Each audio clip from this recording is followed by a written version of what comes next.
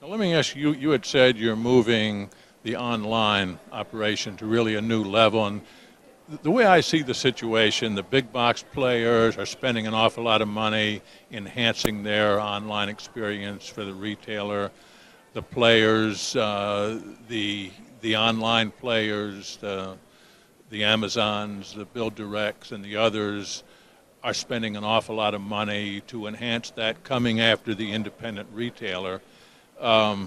It really seems to me that the onus is on an independent, a Flooring America or a Carpet One retailer, to communicate the guts of the uniqueness of their operation awfully quickly.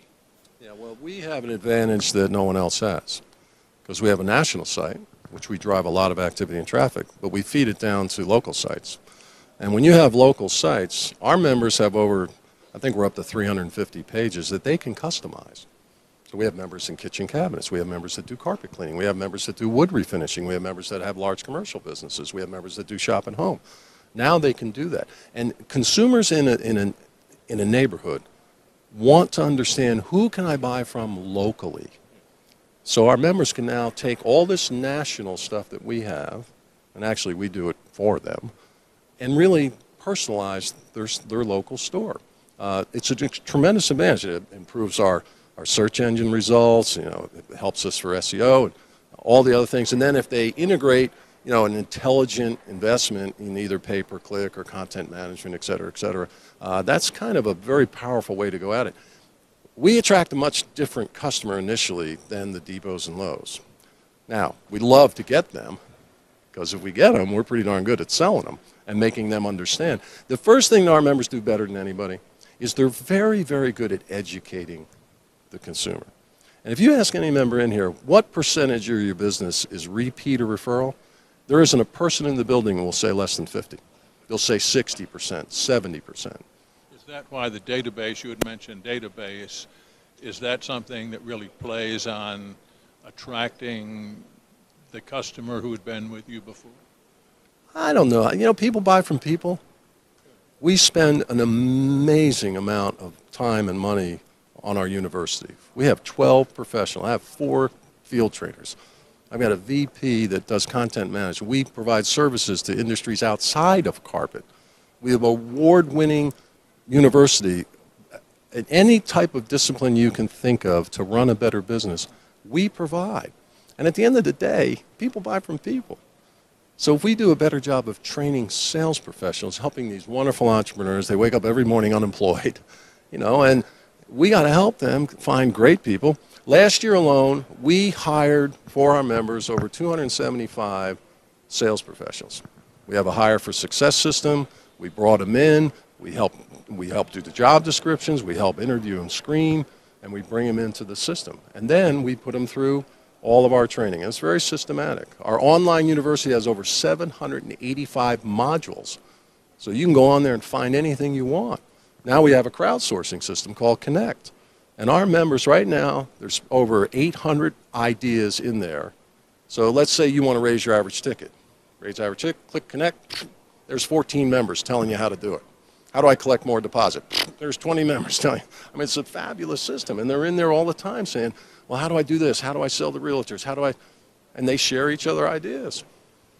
And I guess as we speak, the Ring groups are meeting to have lunch, and everybody speaks very highly of that.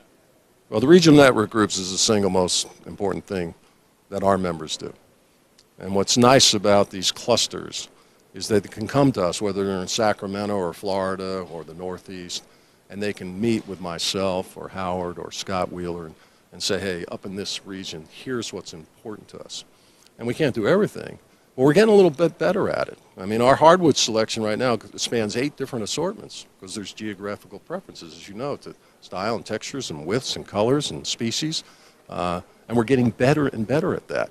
And thankfully, our electronic databases and our technology and our 7 buyers, really stay on top of all this. It helps us manage that business for our owners.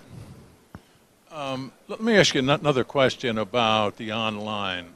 You are local, but also Home Depot and Lowe's are local.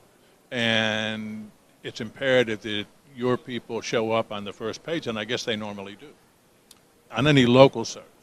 They're getting better at it. Every retailer, regardless of the business, wants to be above the fold.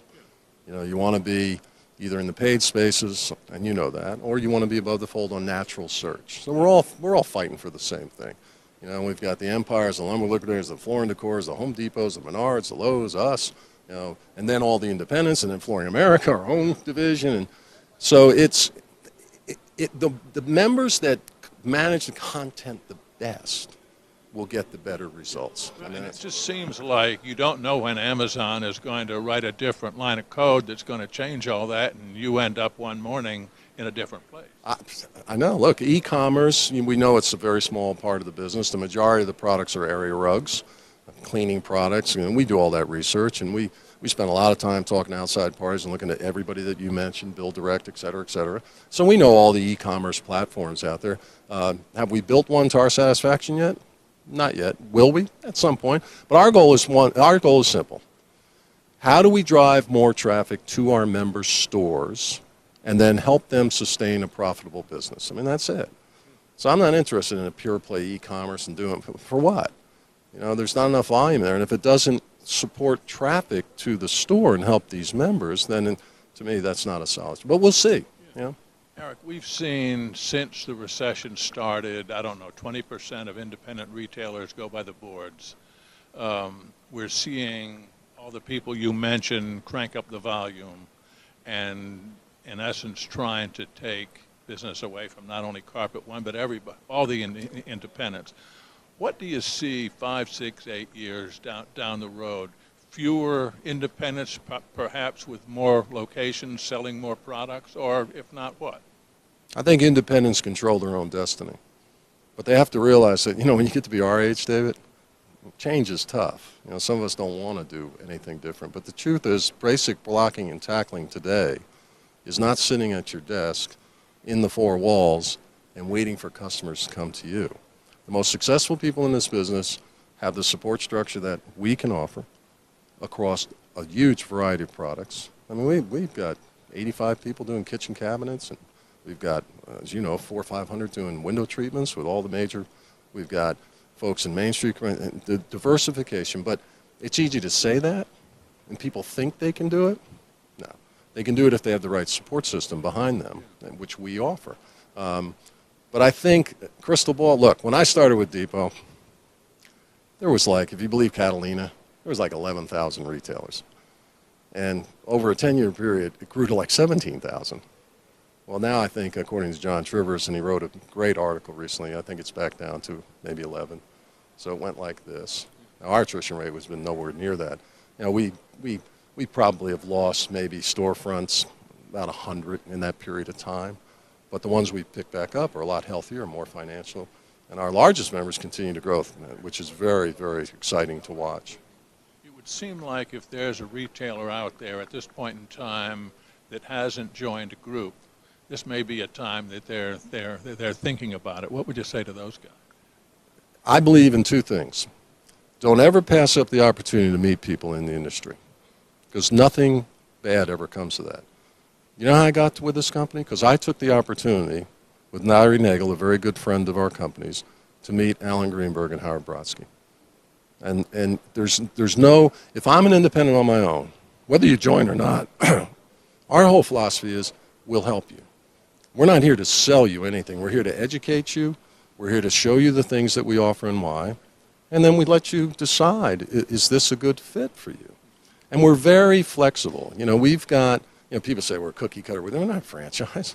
We sit down with members and say, what's important to you? How do we help you design this business to leverage Carpet One, but in a way that supports what you do best?